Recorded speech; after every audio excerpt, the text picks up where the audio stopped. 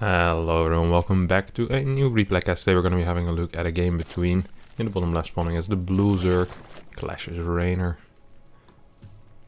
And in the top right spawning as the red Terran, it's going to be HeroMarine. We are here on Everdream as we see Reynor send his first Overlord straight across the map, not too worried about proxy racks. HeroMarine of course not known to be a proxy rack, so he does not like that strategy very much. He much prefers playing macro games, or at least games where the first barracks is at home. We see the first CC coming down for HeroMarine, and we see we'll see what Reynor has planned for this game. Reynor usually is a rather reactive player, so it wouldn't surprise me if we're mainly just going to be seeing scouting and then getting the unit composition that he deems to be the best, rather than what he feels like playing. He's not a In this matchup, he's not as much a player that really thrives on initiative. He will try to take initiative with the unit comp that he gets, but he isn't the one that decides, alright, now I'm gonna be playing this. Now he's more of a reactive player, and we'll see if it holds true for this game as well. We see a single drone in gas, touching that 100 gas count, so should trigger the startup speed. First Reaper comes in. Starts attacking some links, starts attacking a drone here and there, but it's not the biggest of deals. Good save there with the Spore. Now that the queen is out, second queen should start soon. And with that, or the third queen rather. First tumor will be placed at the top of the ramp, so that's kind of interesting. You don't see it as an awful lot. Really wants to get full creep spread in his base. Perhaps we'll put a second tumor from this initial one over here, and then we'll just start pushing down the creep to the right side. So you get that full spread in your main base, or at least in this general area, to have quicker response times with your queens, if they ever need to go to the main. What do we have here from HeroMarine? We have a starport as well as a second factory. Huh. Now this is smelling a little bit like Blue Flame Hellion to me. This is smelling a little bit like Blue Flame Hellion. We have Reynor not going with Overlord speed, so scouting this is going to be quite a task. A metabolic boost is about to finish up at this point.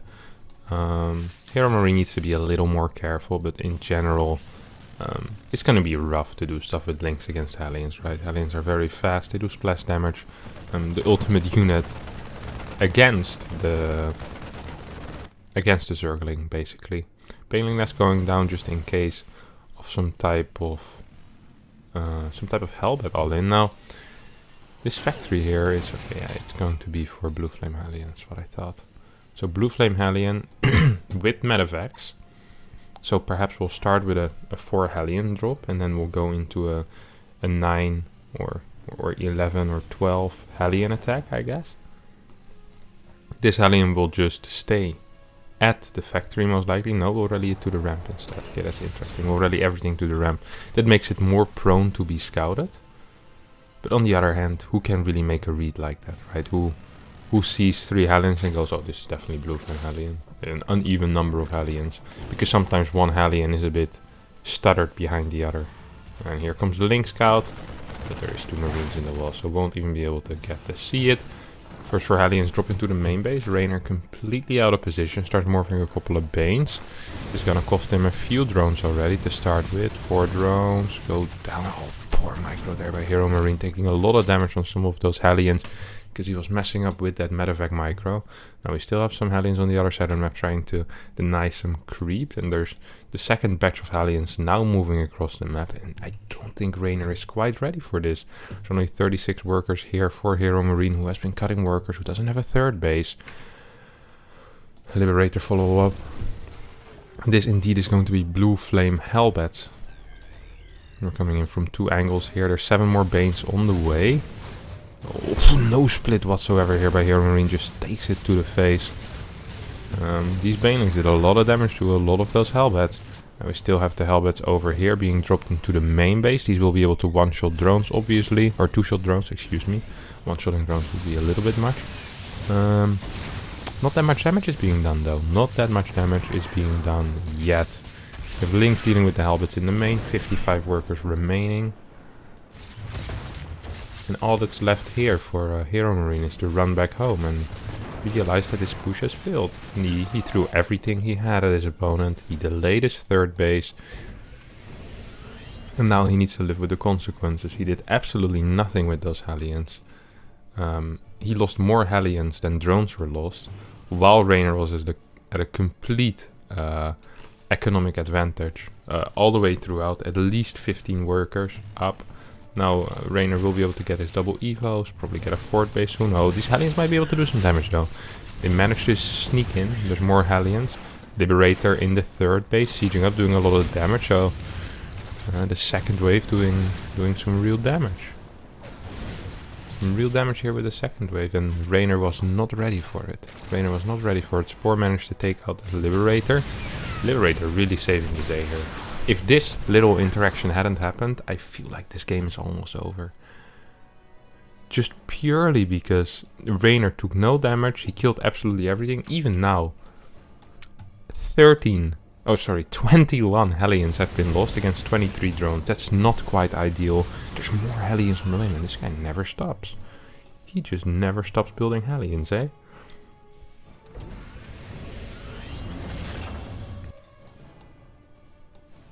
Here we have 6 more hellions trying their best. Baneling speed is about to finish up, and I mean there's plenty of links. This should do absolutely nothing. Good splits here, preemptively splitting with those links. One hellion goes down, second one does not, man. Good evil block here by Reynor, managing to block the path of these hellions. Still, hellions are getting a lot more done than I feel like they should have, or that I believe they would. So 8 more workers for the price of 2 hellions. Now that's the first trade where HeroMarine's like, this was fantastic. And before, all the trades were either mwah or well, it's pretty okay. But this one was absolutely fantastic. Still has 4 hellions. Now the reason why keeping these hellions alive is important is so you don't need to worry. What the hell? A 4cc? Sorry. So you don't need to worry about any kind of run by onto your third base as you're moving out with your initial drops.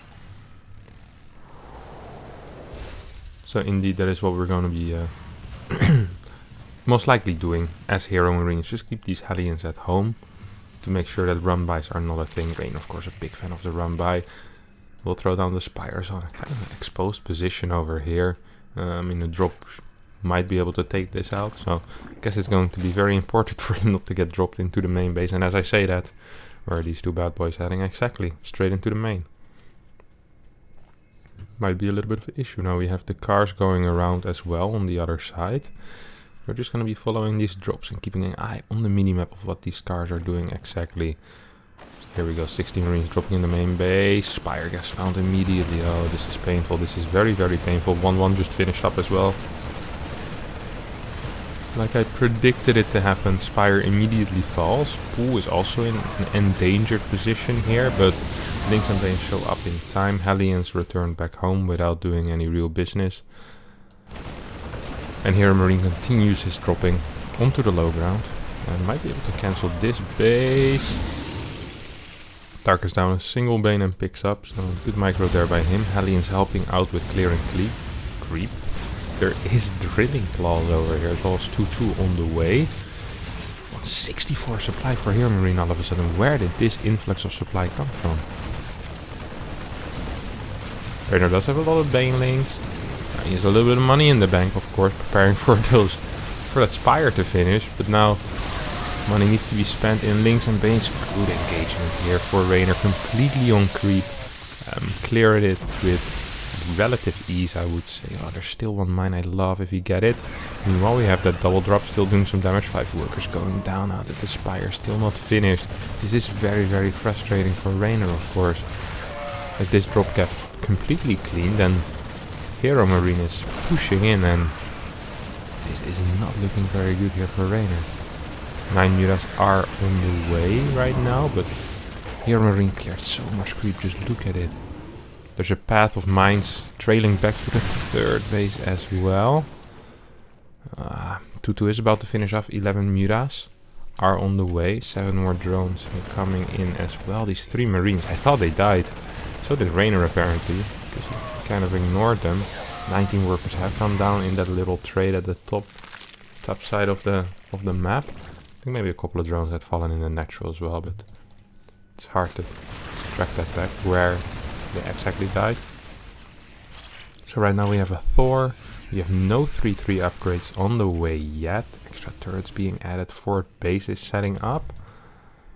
Oh, this medevac might die though. I think Reynor might need to give up this base and just transfer all these drones to this bottom side base while doing these counterattacks. It does not seem to have sufficient units to deal with any kind of pressure on this top base.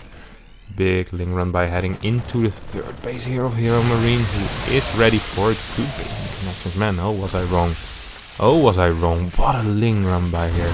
And what a defense here with just purely the Banes. And there's still a single Thor here. 2 medevacs helping out as well. Or 2 medevacs, sorry, 2 mines, but they're not quite ready to trigger yet. Still reloading.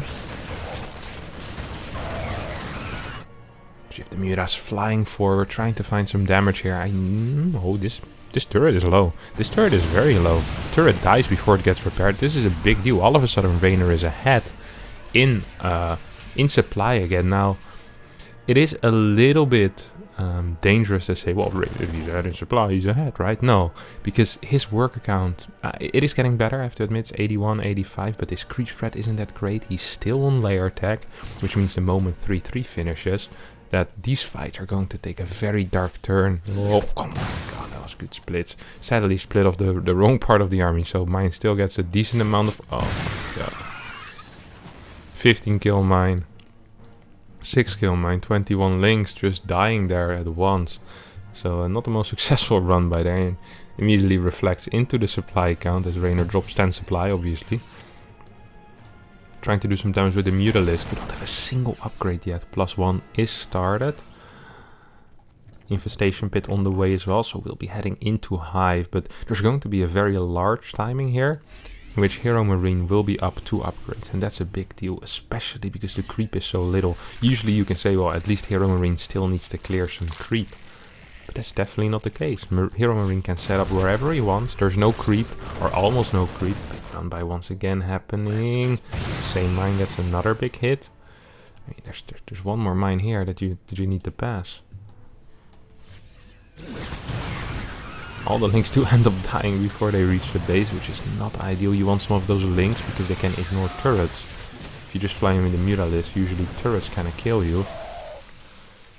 No +1 on these Mutalisk yet. I still feel like one turret might be pushing it a little bit in the defense department here, HeroMarine. I wouldn't mind seeing a second turret at this fourth base. A lot of Marines are chasing. Ugh. Well, I thought actually it was going to be a hit, but he just right-clicks it. Sensor tower will fall as well. Yeah, will burn down most likely.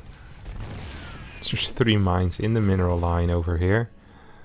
6 base on the way. 86 workers for Reynor, who's adding more and more Bane. Still, that creep spread is also lacking. Do we have any creep queens? No, we don't. We have 4 queens in total, and none of them are dedicated with the task of spreading creep.